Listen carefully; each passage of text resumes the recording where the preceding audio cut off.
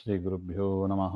नारायणाय परिपूर्णगुणार्णवाय विश्वोदयस्थितिलयोन्नियतिप्रदाय ज्ञानप्रदाय विबुधासुरसौख्यदुःखसत्कारणाय वितताय नमो नमस्ते। नारायणं सुरगुरुं जगदेकनाथं भक्तप्रियं सकललोकनमस्कृतं च त्रैगुण्यवर्जितमजं विभुमाध्यमीशं वन्दे भवघ्नममरासुरसिद्धवन्द्यं। नारायणं नमस्कृत्य नरोत्तमं देवीं सरस्वतीं व्यासं ततो जयमुदीरयेत्। कृष्णाय वासुदेवाय हरये परमात्मने प्रणतक्लेशनाशाय गोविन्दाय नमो नमः। ಶ್ರೀಮನ್ಮಹಾಭಾರತ ತಾತ್ಪರ್ಯ ನಿರ್ಣಯ 4ನೇ ಅಧ್ಯಾಯದ 21ನೇ ಶ್ಲೋಕ. ಸಂಸ್ಮಿನ್ನಗಾತ್ರಾಃ ಪರಿವೃತ್ತನೇತ್ರಾಃ ದಶಾನನಾದ್ಯಾಃ ಪತಿತಾಪಿ ಮೂರ್ಛಿತಾಃ ತಥಾಪಿ ಮಾಂ ದರ್ಶಯಿತುಂ ನ ಶೇಕುಃ ಸುತಾಕೃತೆ ತೇ ವಚನಾತ್ ಸ್ವಯಂಭುವಃ. ಹಿಂದೆ ನೋಡಿದಂತೆ ಜನಕ ಮಹಾರಾಜ ರುದ್ರದೇವರನ್ನ ಕುರಿತು ತಪಸ್ ಮಾಡಿ ಅದ್ಭುತವಾದ ಧನುಸ್ಸನ್ನ ಪಡೆದಿದ್ದಾರೆ ತನ್ನ ಮಗಳ ರಕ್ಷಣೆಗಾಗಿ. ಯಾರು ಅದಕ್ಕೆ ಎದೆ ಏರಿಸ್ತಾರೋ ಅವರಿಗೆ ತನ್ನ ಕನ್ಯೆಯನ್ನು ಕೊಡೋದು ಅಂತ ಅನೇಕ ರಾಕ್ಷಸರು ಎಲ್ಲರೂ ಬಂದು ಪ್ರಯತ್ನ ಪಟ್ಟಿದ್ದಾರೆ. ಅದನ್ನ ಹೇಳ್ತಾ ಇದ್ದಾರೆ. ದಶಾನನಾದ್ಯಾಹ ಸಂಸ್ಮಿನ್ನ ಗಾತ್ರಾಹ. ರಾವಣ ಮೊದಲಾದವರು ಬಂದಿದ್ರಂತೆ. ಹೇಗಿದ್ರು? ಬಂದು ಪ್ರಯತ್ನ ಪಟ್ಟು ಅಲಗಾಡಿಸ್ಲಿಕ್ಕೂ ಆಗಿಲ್ಲ ಅಂತ ಬೇರೆಯವರ ವಿಚಾರವನ್ನು ಹೇಳಿದರು. ರಾವಣ ಅವನು ಬಂದು ಎತ್ತುವ ಪ್ರಯತ್ನವನ್ನು ಮಾಡ್ತಾನೆ. ಆಗ ಅವನ ಮೈಯೆಲ್ಲ ನಡಿಗಿತ್ತಂತೆ. ಸಂಸ್ಮಿನ್ನ ಗಾತ್ರಾಹ ಪರಿವೃತ್ತ ನೇತ್ರಾಹ, ಕಣ್ಣೆಲ್ಲ ತಿರುಗುತ್ತಾ ಇತ್ತಂತೆ. ಪತಿತಾಹ ವಿಮೂರ್ಛಿತಾಹ ಚ ಅಭವನ್, ಕೆಳಗೆ ಬಿದ್ದು ಅವನು ಮೂರ್ಛೆಯನ್ನೇ ಹೊಂದಿದಂತೆ. ಅಷ್ಟು ಬಲ ಪ್ರಯೋಗ ಮಾಡಿದಾಗ ಅದು ಮೂರ್ಛೆಯಾಗಿ ಬೀಳ್ತಾರೆ ಅಂತ ಹೇಳ್ತಾರೆ. ಆದರೂ ಕೂಡ ಆಯ್ತು, ಮೂರ್ಛೆಗೊಂಡ ಮತ್ತು ಎಚ್ಚೆತ್ತುಗೊಂಡ ತನ್ನ ಊರಿಗೆ ಹೋದ ಅವನು. ಆದರೆ ಇಲ್ಲಿ ಒಂದು ಪ್ರಶ್ನೆ ಬರುತ್ತದೆ. ಈ ನಿಯಮ ಮಾಡಿದ್ಯಾರು? ಜನಕ ಮಹಾರಾಜ. ಎದೆ ಏರಿಸಿದರೆ ಕನ್ಯೆಯನ್ನ ಕೊಡ್ತೀನಿ ಹಾಗೆ ಅಂತ. ಹಾಗೇನು ನಿಯಮ ಬೇಕಾಗಿಲ್ಲ. ಸೀದಾ ಹೋಗೋದು, ಜನಕನನ್ನೇ ಹೊಡೆಯೋದು. ಅವನು ತಾನೇ ಆರ್ಡರ್ ಹಾಕಿದ್ದು.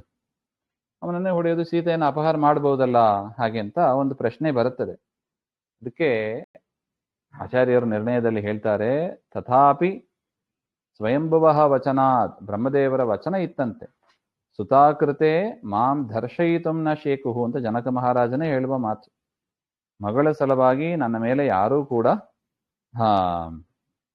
ಬಲಾತ್ಕಾರ ಮಾಡುವಂತೆ ಇಲ್ಲ ಹಾಗೆ ಅಂತ ಬ್ರಹ್ಮದೇವರ ಮಾತಿದೆ.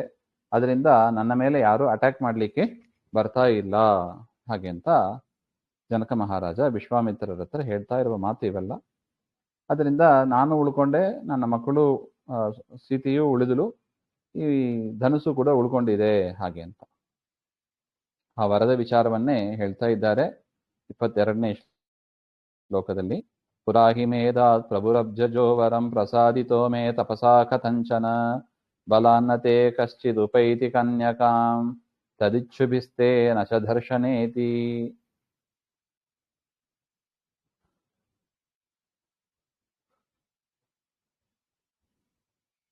ಪುರಾಹಿ ಮೇ ತಪಸಾ ಕಥಂಚನ ಪ್ರಸಾದಿತ. ಹಿಂದೆ ನಾನು ಬ್ರಹ್ಮದೇವರನ್ನ ಕುರಿತು ತಪಸ್ ಮಾಡಿದೆ. ಜನಕ ಮಹಾರಾಜರು ಹೇಳುವ ಮಾತು, ಹೇಗೋ ಬ್ರಹ್ಮದೇವರನ್ನ ಉಳಿಸ್ಕೊಂಡ್ಬಿಟ್ಟೆ ನಾನು. ಅವರು ನನಗೆ ಒಂದು ವರವನ್ನು ಕೊಟ್ರು. ತೇ ಕನ್ಯಕಾಂ ಬಲಾತ್ ಕಶ್ಚಿತ್ ನ ಉಪೈತಿ. ನಿನ್ನ ಕನ್ಯೆಯನ್ನ ತನ್ನ ಬಲ ಪ್ರಯೋಗ ಮಾಡಿ ಯಾರೂ ಕೂಡ ಅಪಹಾರ ಮಾಡಲಿಕ್ಕೆ ಆಗೋದಿಲ್ಲ. ತದಿಚ್ಛುಭಿಹಿ ತೇ ದರ್ಶನಾಚ ನ. ಅವರು ಏನೇ ಮಾಡಿದರೂ ಕೂಡ ನಿನ್ನ ಜೊತೆಗೂ ಕೂಡ ಅವರು ಯುದ್ಧ ಮಾಡಿ ನಿನ್ನ ಮಗಳನ್ನ ಸೀತೆಯನ್ನ ಅಪಹಾರ ಮಾಡ್ಲಿಕ್ಕೂ ಆಗೋದಿಲ್ಲ ಹಾಗೆ ಅಂತ ಬ್ರಹ್ಮದೇವರ ಮಾತಿದೆ. ಅದರಿಂದ ಯಾರಾದರೂ ಜನಕ ಮಹಾರಾಜನ ಹತ್ರ ಸೀತೆಯ ನಿಮಿತ್ತವಾಗಿ ಯುದ್ಧ ಮಾಡಿದರೂ ಕೂಡ ಅವರು ಸೋತೆ ಹೋಗ್ತಾರೆ ಬ್ರಹ್ಮದೇವರ ವರದಿಂದ. ಅದರಿಂದ ಯಾರೂ ಕೂಡ ಯುದ್ಧ, ಇದು ಗೊತ್ತಿದೆ, ಅದರಿಂದ ಯಾರೂ ಕೂಡ ಯುದ್ಧ ಮಾಡ್ಲಿಕ್ಕೂ ಬಂದಿಲ್ಲ. ಬಿಲ್ಲು ಎತ್ತಾನ ಎದೇರಿಸಾನ ಅಂತ ಬಂದ್ರು, ಎಲ್ಲರೂ ಕೂಡ ಮೂರ್ಛಿತರಾಗಿ ಹೋದರು ಹಾಗೆ ಅಂತ. ರಾವಣನ ಕಥೆಯು ಹಾಗೆ ಆಯಿತು ಅಂತ ಹೇಳ್ತಾರೆ. ತತಸ್ತು ತೇ ನಷ್ಟಮದ ಇತೋ ಗತಾಃ ಸಮಸ್ತಶೋ ಹ್ಯಸ್ತನ ಏವ ಪಾರ್ಥಿವಾಃ ತತೋ ಮಮಾಯಂ ಪ್ರತಿಪೂರ್ಯ ಮಾನಸಂ ವೃಣೋತು ಕನ್ಯಾಮಯಮೇವ ಮೇರ್ತಿತಃ.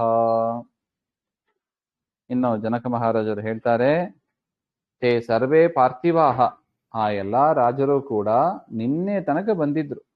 ನಷ್ಟಮದಾಹ, ಅವರ ಮದ ಎಲ್ಲ, ಅವರ ಗರ್ವ ಎಲ್ಲ ಪರಿಹಾರ ಆಯ್ತು. ಬರುವಾಗ ನಾನೇ ಭಾರಿ ಬಲಿಷ್ಠ ಹಾಗೆ ಅಂತ ಅಹಂಕಾರದಿಂದ ಬಂದಿರ್ತಾರೆ.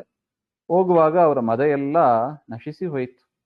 ನಿನ್ನೆ ತನಕ ಈ ರೀತಿಯಾಗಿ ಆಗಿತ್ತು ಅಂತ ಹೇಳ್ತಾರೆ. ತತಃ ಅಯಂ ಮಮ ಮಾನಸಂ ಪ್ರತಿಪೂರ್ಯ ಕನ್ಯಾಂ ವೃಣೋತು.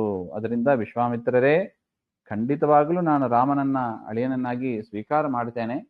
ಆದರೂ ಕೂಡ ನನ್ನ ಮನಸ್ಸಿನಲ್ಲಿ ಈ ಒಂದು ವಿಚಾರ ಇದೆ, ಈ ಒಂದು ತಪಸ್ಸಿನ ಒಂದು ಹಿನ್ನೆಲೆ ಇದೆ. ಅದರಿಂದ ನನ್ನ ಮನಸ್ಸಿನ ಅಭಿಪ್ರಾಯವನ್ನ ಪೂರ್ಣ ಮಾಡಿ ಕನ್ಯೆಯನ್ನ ಸ್ವೀಕಾರ ಮಾಡ್ಕೋಬೇಕು ಹಾಗೆ ಅಂತ. ಅಯಮೇವ ಮೇ ಅರ್ಥಿತಃ, ಇದನ್ನೇ ನಾನು ಪ್ರಾರ್ಥನೆ ಮಾಡ್ತಾ ಇದ್ದೇನೆ ಹಾಗೆ ಅಂತ ಜನಕ ಮಹಾರಾಜರು ವಿಶ್ವಾಮಿತ್ರರ ಹತ್ರ ಹೇಳಿದರು ಹಾಗೆ ಅಂತ.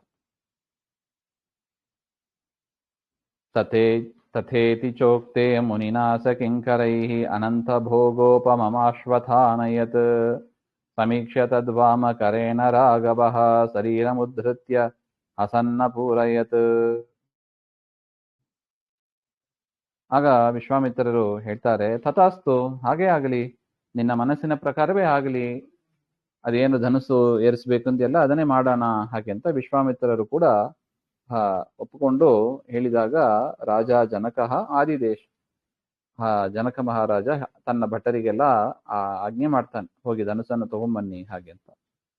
ಆ ಸಂದರ್ಭದಲ್ಲಿ ಭೃತ್ಯೈಹಿ ಶೀಘ್ರಂ ಆನೀತವಾನ್, ಭೃತ್ಯರೆಲ್ಲ ಬೇಗವಾಗಿ ತರ್ತಾರೆ, ಆ ಧನುಸನ್ನು ತರ್ತಾರೆ. ರಾಘವಃ ತತ್ ಸಮೀಕ್ಷ್ಯ ಹಸನ್ ಶರೀರಂ ವಾಮಕರೇಣ ಉದ್ಧೃತ್ಯ ಅಪೂರಯತ್. ರಾಮಚಂದ್ರ ದೇವರು ಅದನ್ನು ನೋಡಿ ಮಂದಹಾಸವನ್ನ ಬೀರಿ ಅನಾಯಾಸವಾಗಿ ಎಡಗೈಯಿಂದ ಆ ಧನುಸ್ಸನ್ನ ಎತ್ತಿ ಅದನ್ನ ಹಗ್ಗ ಕಟ್ಟುವ ಒಂದು ಕೆಲಸವನ್ನ ಮಾಡಿದರು ಹಾಗೆ ಅಂತ ಹೇಳ್ತಾರೆ. ಅಂದ್ರೆ ಎಡಗೈಯಲ್ಲಿ ಎತ್ತಿದ್ರು ಅಂದ್ರೆ ಏನರ್ಥ? ಸಾಮಾನ್ಯವಾಗಿ ಎಡಗೈಗೆ ಬಲ ಇಲ್ಲ ಅಂತ ಲೋಕದಲ್ಲಿ ಒಂದು ಪ್ರಸಿದ್ಧಿ ಇದೆ. ಆದ್ರೂ ಕೂಡ ರಾಮನಿಗೆ ಎಡಗೈಯೇನು ಬಲಗೈಯೇನು ಎಲ್ಲವೂ ಸಚ್ಚಿದಾನಂದಮಯ ಸ್ವಾಮಿ.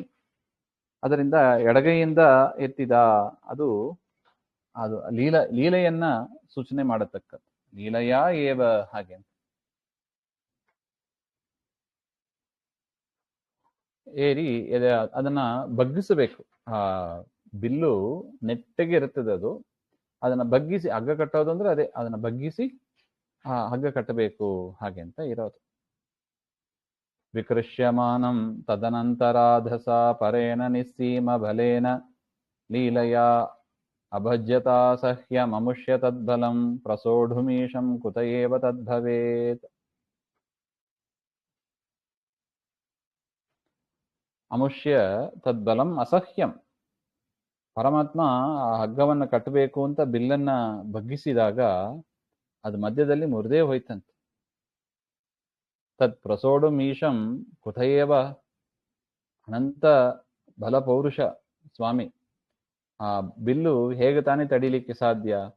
ಬಿಲ್ಲು ಮುರಿದೋಯ್ತು ಅಂತ ನೋಡಿ. ಅದನ್ನೇ ಹೇಳ್ತಾ ಇದ್ದಾರೆ, ಅನಂತರಾಧಸ ಪರೇಣ ನಿಸ್ಸೀಮ ಬಲೇನ ಲೀಲೆಯ ವಿಕೃಷ್ಯಮಾನಂ ತತ್ ಅಭಜ್ಯತ.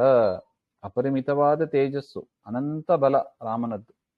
ಅಂತ ಪರಮಾತ್ಮ ಲೀಲೆಯಿಂದ ಅದನ್ನ ಬಗ್ಗಿಸಿದಾಗ ಧನುಹು ಭಗ್ನಂ ಅಭವತ್, ಆ ಧನುಸು ಮುರಿದೋಯ್ತು ಹಾಗೆ ಅಂತ ಹೇಳ್ತಾರೆ. ಮುಂದಿನ ವಿಚಾರ ನೋಡೋಣ. ಶ್ರೀಮಧ್ವಾಂತರ್ಗತ ಶ್ರೀಕೃಷ್ಣ ಅರ್ಪಣಮಸ್ತು. ಶ್ರೀ ಹರೇ ನಮಃ.